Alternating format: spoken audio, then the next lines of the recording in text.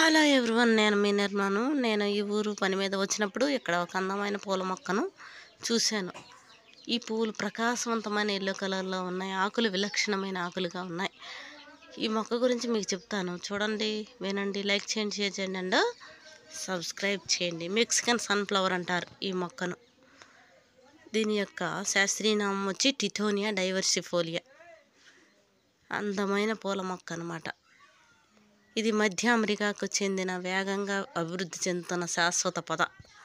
అయితే ప్రపంచవ్యాప్తంగా ఉష్ణమండల మరియు ఉష్ణమండల ప్రాంతాల్లో విస్తృతంగా సహజ సిద్ధమైంది.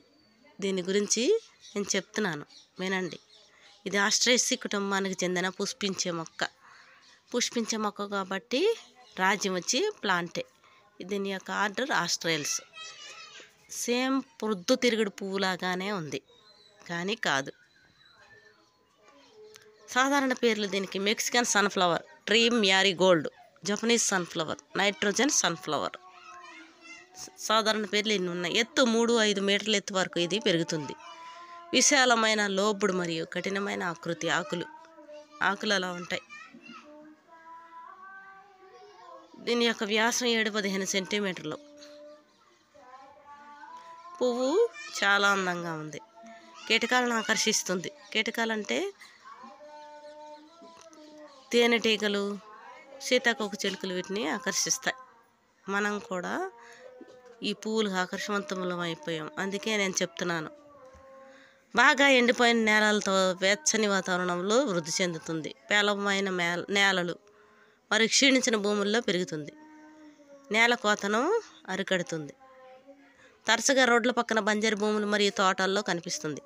అలంకారమైన మొక్కగా మనం దీనిని పెంచుకోవచ్చు ఇంటి దగ్గర. పచ్చిరొట్ట చూసారా? యువ ఆకులు పచ్చిరొట్టగా పనిచేస్తాయి. అంటే పశువులకు ఆహారంగా యువ ఆకులు పనిచేస్తాయి అన్నమాట. చూసారా ఈ మొక్క ఎంత అందంగా ఉందో, పూలు ఎంత అందంగా ఉన్నాయో. నేల సారాన్ని ఇది పెంచుతుంది.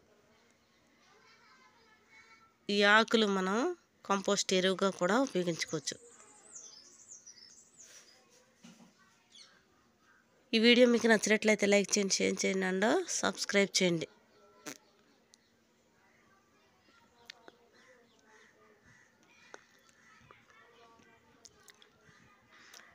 ఇది మెక్సికోలో ఉద్భవించింది కాబట్టి దీనికి ఆ పేరు వచ్చింది, మెక్సికన్ ప్రొద్దుతిరుగుడు. Bye friends.